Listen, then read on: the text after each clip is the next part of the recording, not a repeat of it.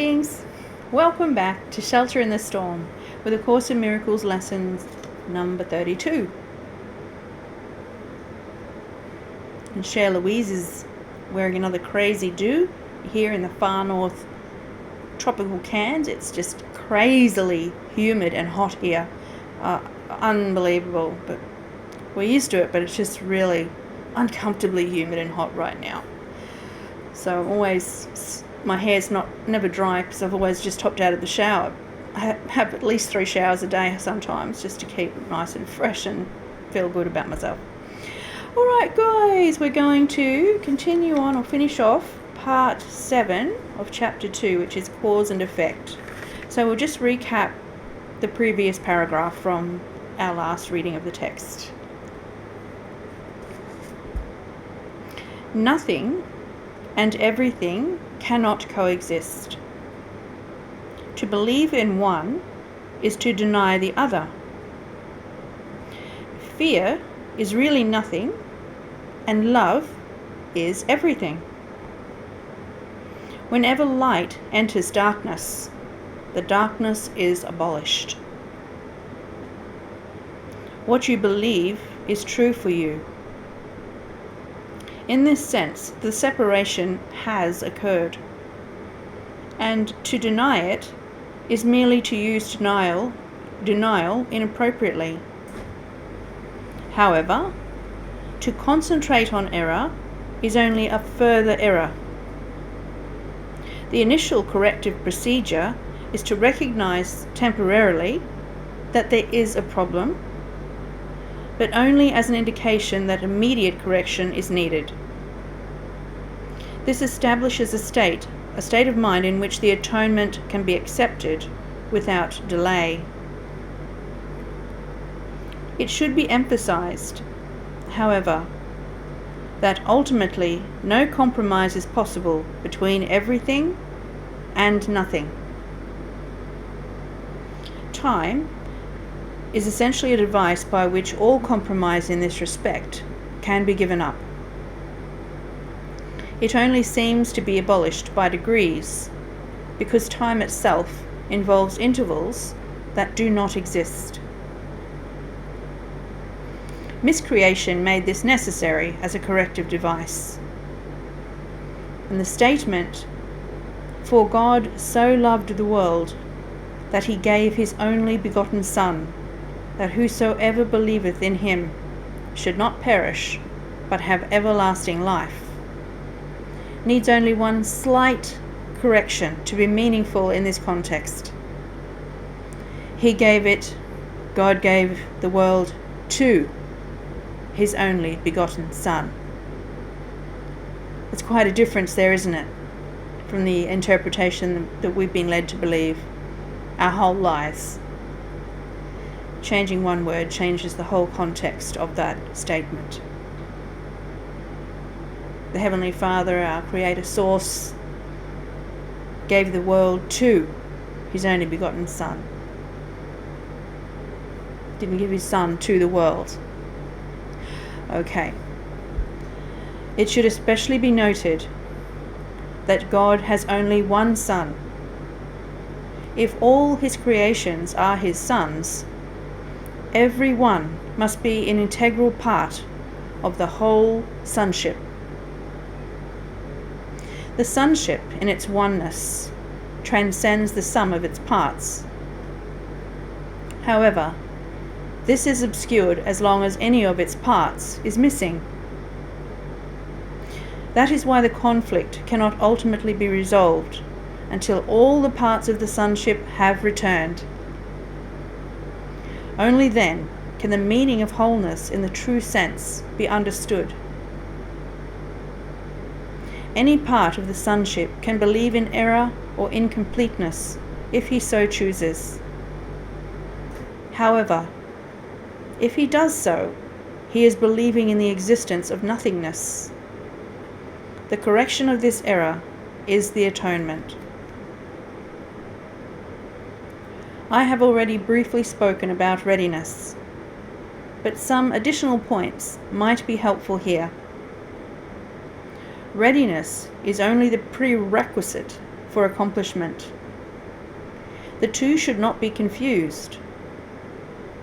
As soon as a state of readiness occurs, there is usually some degree of desire to accomplish, but it is by no means necessarily undivided. The state does not imply more than a potential for a change of mind. Confidence cannot develop fully until mastery has been accomplished. We have already attempted to correct the fundamental error that fear can be mastered, and have emphasized that the only real mastery is through love. Readiness is only the beginning of confidence. You may think this implies that an enormous amount of time is necessary between readiness and mastery, but let me remind you that time and space are under my control. Okay, so that's the end of part 7, chapter 2. Let's go on with our lesson number 32.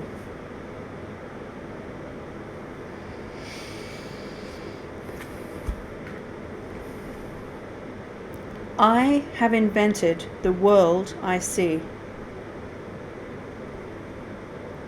Today, we are continuing to develop the theme of cause and effect. You are not the victim of the world you see, because you invented it. Let me repeat that sentence. You are not the victim of the world you see, because you invented it. You can give it up as easily as you made it up. You will see it, or not see it, as you wish. While you want it, you will see it. When you no longer want it, it will not be there for you to see. Interesting. The idea for today, like the preceding ones, applies to your inner and outer worlds, which are actually the same. However, since you see them as different, the practice periods for today will again include 2 phases, one involving the world you see outside you, and the other, the world you see in your mind. In today's exercises, try to introduce the thought that both are in your imagination. Again, we will begin the practice periods for the morning and evening by repeating the idea for today 2 or 3 times while looking around at the world you see as outside yourself. Then close your eyes and look around your inner world. Try to treat them both as equally as possible. Repeat the idea for today unhurriedly as often as you wish, as you watch the images your imagination presents to your awareness. For the 2 longer practice periods, 3 to 5 minutes are recommended, with not less than 3 required. More than 5 can be utilized if you find the exercise restful. To facilitate this, select a time when few distractions are anticipated and when you yourself feel reasonably ready. These exercises are also to be continued during the day, as often as possible. The shorter applications consist of repeating the idea slowly, as you survey either your inner or outer world. It does not matter which you choose. The idea for today should also be applied immediately to any situation that may distress you. Apply the idea by telling yourself, I have invented this situation as I see it.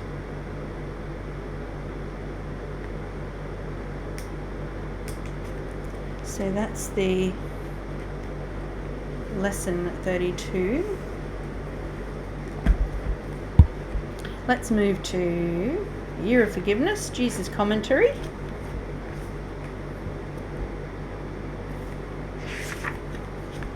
Make sure I've got the right lesson. Lesson 32. I have invented the world I see.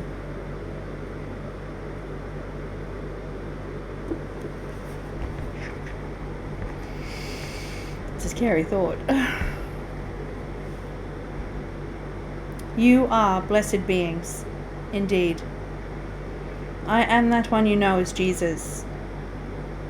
This is a challenging concept for many of you. It does not matter whether you believe this idea right now. Remember, you are in a training program. You are not coming to these ideas through a sense of understanding, but rather from a place of faith. You are stepping day by day with us, holding our hand, into new concepts and new ideas that will seem counter to everything you have been taught. In your Newtonian physics, you are taught that yours is an objective reality. You're not given an option about this in your school system.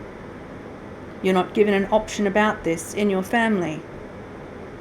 You believe the stories you hear and the judgments you experience, hook, line, and sinker.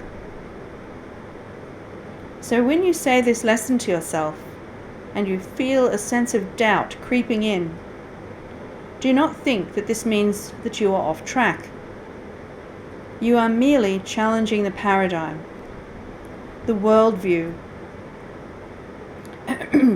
that you hold in your consciousness. We are indeed challenging your worldview. We are challenging your self-concept. We are challenging everything you believe to be true about reality, your reality as you see it today.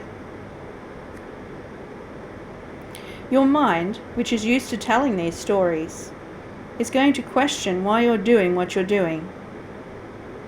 Your ego has used these stories to defend itself and arm itself for a very, very long time. It will, in fact, even tell you that you are going to make yourself vulnerable to attack because you are opening up to the unknown. This is one of the great teachings that you have to unlearn in your experience, thoughts, and consciousness. The idea that if you do not defend yourself, then you are open to attack. On the contrary, when you defend yourself, you are preparing for attack. Think about that for a moment. When you wear your armor with your closed heart, sharp tongue, and quick wit, you are preparing to attack someone back. That means that you will be attacked because you are the creator. You are setting the tone. Defending yourself means that you will inevitably be attacked. Some of these ideas you are learning are beginning to challenge that idea of defensiveness and the value of attack as a way of getting what you want. So be prepared for the ego's little stories and reactions, and soothe it and placate it by saying, "It's okay. We don't have to believe this. We don't have to understand this. Just relax. Everything is going to be fine." You can, in fact, speak to your ego because it is not you. You are now aligning with truth. You are now aligning with love, and the ego will seem to be less like you than it used to be. You used to think that it was you, but now you are becoming wiser. I am that one you know as Jesus, and we will see you again tomorrow. Namaste, blessed ones. See you then.